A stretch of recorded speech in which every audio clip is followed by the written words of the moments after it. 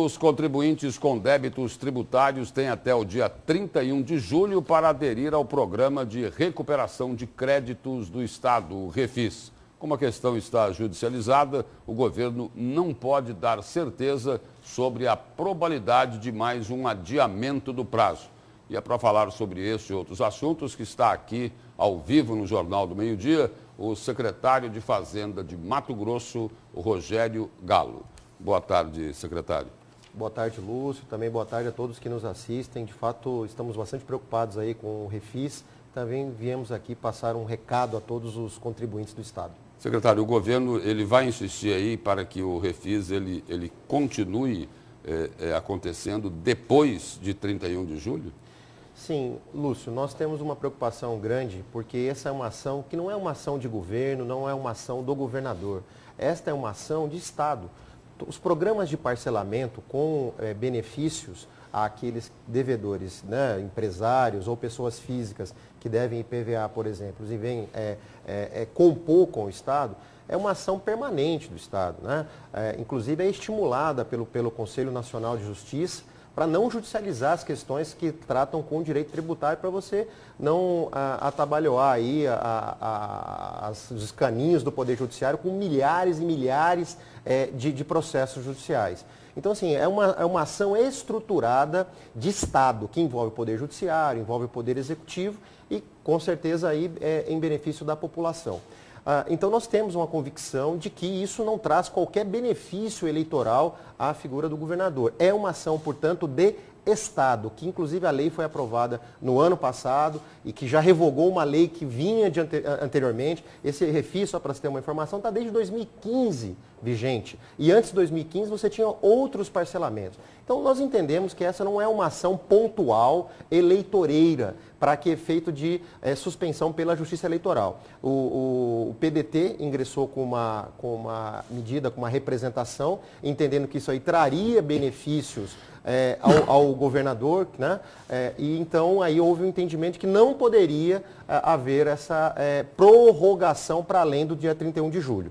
Então a notícia que eu trago, assim, a gente lamenta essa decisão, respeitamos a decisão da Justiça Eleitoral, recorremos dela, apresentamos os nossos argumentos, dizendo que isso não desequilibra o pleito eleitoral que se avizinha, mesmo porque nem candidaturas ainda temos. Então, nós confiamos que a Justiça Eleitoral possa fazer uma apreciação e entender que essa é uma ação de Estado, é uma ação permanente de Estado, junto com o Poder Judiciário, inclusive, porque se nós não fizermos essa cobrança e abrir essa possibilidade para os contribuintes virem, só para você ter uma ideia, Lúcio, nós temos em torno de 600 mil pessoas que estão inscritas em dívida ativa, que podem ter aí, então, a ação judicializada no Poder Judiciário, né, com a execução fiscal. De janeiro para cá, o Estado conseguiu arrecadar quanto com esse Refis? Nós já arrecadamos em torno de 300 milhões de reais, Lúcio.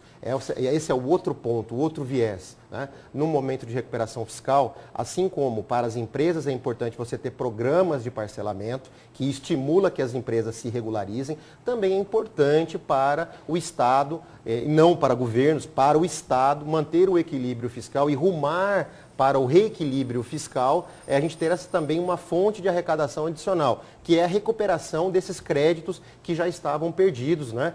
Muitos deles já inscritos em dívida ativa. Então você tem duas pontas aí, uma relacionada ao Estado, que precisa muito desses recursos eventuais que entram dessa recuperação de crédito tributário, mas também os empresários que precisam ter uma oportunidade de se regularizarem. Tanto é verdade que a FEComércio, eu vi uma nota ontem, a CDL, a Federação das Associações Comerciais soltaram uma nota lamentando aí, respeitando a decisão da Justiça Eleitoral, mas lamentando que essa questão tenha ido para o campo eleitoral, porque não tem absolutamente nenhum problema em relação a esse ponto, conforme eu já disse aqui. A gente lamenta que essa questão seja partidarizada e, consequentemente, traga prejuízos ao empresariado, às pessoas que têm algum débito com o Estado, mas também que tragam prejuízos aí ao Estado de Mato Grosso, e é isso que nós estamos tratando. O senhor assumiu a Secretaria de Fazenda no início de janeiro. Nesse primeiro semestre, de janeiro a junho, qual foi o comportamento da arrecadação estadual? Aumentou? Lúcio, nós tivemos aí no ICMS, conforme era um compromisso meu, assumido com o governador e com a população aí do estado, de trazermos, recuperarmos crédito tributário sonegado, né? Um grande combate à sonegação, dando continuidade ao trabalho que a gente fez na Procuradoria-Geral do Estado. Então, assim, nós estruturamos diversos mecanismos ali na Secretaria, inclusive fortalecemos o núcleo de inteligência fiscal, estamos trabalhando em conjunto com o CIRA e também trabalhando muito fortemente no trânsito, né? Trabalhando na fiscalização do trânsito, seja nas nossas fronteiras, nos nossos postos fiscais, fortalecendo os nossos postos fiscais, mas também fazendo uma fiscalização dos movimentos que existem de mercadorias dentro do estado de Mato Grosso. Então nós tivemos, sim, de lá para cá, um incremento na arrecadação do ICMS, que é o nosso principal tributo. Também no IPVA houve uma melhora na arrecadação do IPVA. Qual o percentual desse incremento, secretário? Até antes da greve dos caminhoneiros, nós estávamos em torno de 5%. Né, de incremento na arrecadação do ICMS. Infelizmente, a greve dos caminhoneiros não foi segredo para ninguém, foi divulgado aí recentemente uma pesquisa do IBGE. Nós tivemos, Mato Grosso foi o estado que mais sentiu na produção industrial. Nós tivemos uma queda na produção industrial naquele período de junho, ali, de final de maio, início de junho, de quase 25%, Lúcio. Foi o estado que mais perdeu. Quando você não tem produção industrial, você não tem consumo de energia elétrica. Sem consumo de energia elétrica, cai a nossa receita de ICMS. Então, nós tivemos, sim, problemas na nossa receita nesse mês de julho, em função de um evento que não prejudicou apenas ao Estado, prejudicou a sociedade como um todo. A gente conversa muito aí com o setor empresarial, sobretudo com o setor industrial, e nós percebemos que muitas cidades e muitos setores foram bastante atingidos. Então, isso aí prejudicou um pouco a nossa performance. Mas estamos aí, inclusive agora, Lúcio, com uma operação, e ela é uma operação, eu digo, de caráter permanente, de fortalecimento... E é de combate, essa operação é de combate à sonegação nas fronteiras de Mato Grosso, com Mato Grosso do Sul e Goiás. Perfeito. O foco, os combustíveis. 85% da nossa movimentação, Lúcio, em termos de mercadorias, né, de produtos e mercadorias que se referem ao recolhimento, à incidência do ICMS, elas se dão com Goiás, né? E aí com Brasília e Goiás, e com o Sul, Sudeste e Mato Grosso do Sul. Então nós estamos concentrando aqui as nossas forças, com o nosso efetivo da fiscalização, nos 4 postos fiscais, né? De Barra do Garça, de Alto Araguaia, em Tiquira, que ali é o Correntes, e aqui o posto Flávio Gomes. Com o apoio da Polícia Militar, fundamental o apoio da Polícia Militar, porque existem muitos caminhoneiros que furam o bloqueio da fiscalização tributária, e ali nós estamos agora com o apoio das viaturas, e nós já estamos identificando muita sonegação, né? Mato Grosso tem uma carga tributária que não está entre as mais altas, nós temos um sistema tributário que cobra pela entrada, mas infelizmente ainda nós temos muita sonegação. E há muita sonegação, inclusive denunciada pelo Sindicato dos Combustíveis, né? Dos empresários dos combustíveis, dos postos, sobretudo de Goiás para cá, vinda de óleo diesel sem o recolhimento do ICMS para Mato Grosso.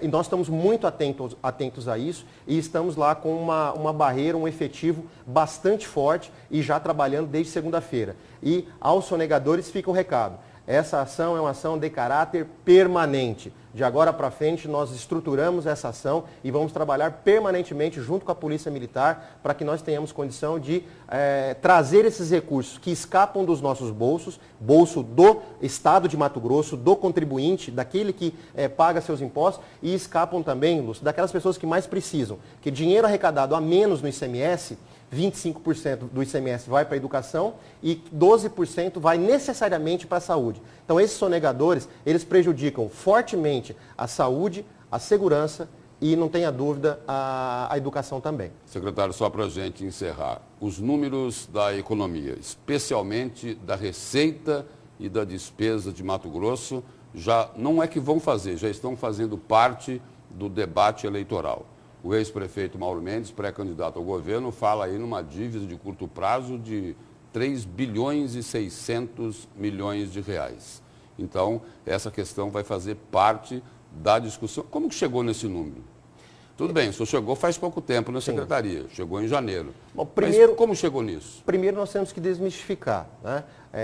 Esse número hoje ele não é real, né? Nós viramos o ano com 2,8 bilhões de restos a pagar, sendo 1 bilhão e 700 de restos a pagar processados, que são aqueles restos a pagar que estão prontos para pagamento, e 1 bilhão de aqueles que ainda não estão aptos para pagamento.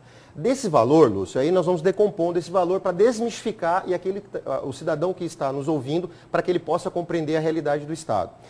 700 milhões eram da folha de pagamento, que a folha ela é liquidada em dezembro, mas ela pode ser paga até o dia 10 do mês subsequente. Então, como você muda de exercício, isso fica inscrito como restos a pagar. Então, do 2,8, você tira 700, fica 2,1.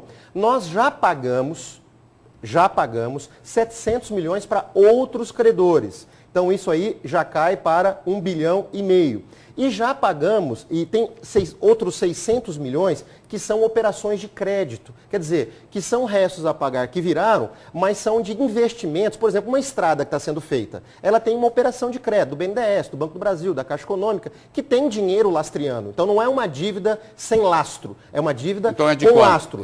Essa dívida, decompondo aqui, nós temos hoje de dívida em torno de 450 a 500 milhões de reais. Se nós pegarmos essa dívida de hoje, que virou de 2017 para 2018, e compararmos, aí é importante fazer essa comparação, nós estamos nesse momento agora. Com o que ficou lá no final do governo Silval Barbosa. 2014, se você comparar, aí o número não pode impactar. O que tem que impactar é sobre a receita corrente. Se você pegar esse valor que nós devemos hoje, em torno de 400 a 450 milhões, que estão prontos aí para pagamento e que nós estamos discutindo com os nossos fornecedores, e dividir pela receita corrente líquida, nós vamos ter um percentual de 3% daquilo que nós temos de receita, que é a mesma relação que tinha no governo passado, em 2014, no governo do Silval Barbosa. Então veja, nós temos uma situação em que o governador adotou as providências cabíveis no seguinte sentido. Tivemos, primeiro, um governo que enfrentou uma terra arrasada no estado de Mato Grosso, enfrentou com muita contundência a corrupção, nós conseguimos economizar nisso 1 bilhão de reais. Esse valor que nós devemos hoje, de 400 milhões, seria de 1 bilhão e 400 se não tivesse sido adotado todas as auditorias que foram feitas. E, para além disso, também foram adotados aqui todos os mecanismos para que nós tivéssemos condição de chegar, mesmo num período em que houve 25% de inflação, com o mesmo custeio que tínhamos em 2014. Então, quer dizer, houve uma economia aí, Lúcio, em torno de 1,5 bilhão de reais. Hoje nós temos, para comparar, o que nós devemos é em torno de 450 milhões de reais, depois de enfrentarmos toda essa crise e de adotarmos umas medidas de saneamento da corrupção e de gastos desnecessários, proporcionalmente é a mesma dívida. Hoje eu estou falando, no dia 25 de julho, é a mesma dívida em termos percentuais que era em 31 de dezembro de 2014, comparando-se com a receita corrente líquida. É isso que tem que ficar claro. Embora tenhamos enfrentado todos os esquemas de corrupção e enfrentado a pior crise que o país já atravessou. Em 2015 e 2016, nós caímos 7% no nosso produto interno bruto brasileiro. Então, é importante que isso aí afetou, inclusive, a quem está lá em casa. São os empresários, afetou a todos nós e afetou também o Estado. Mesmo com tudo isso, ainda nós temos umas finanças que estão controladas, óbvio, e que medidas, certamente, devem ser ainda ajustadas para conter o gasto público. Mas muito foi feito. Só não vai ter tempo da gente perguntar aqui sobre os elogios de Mauro Mendes ao secretário Rogério Galo. Fica para uma outra oportunidade.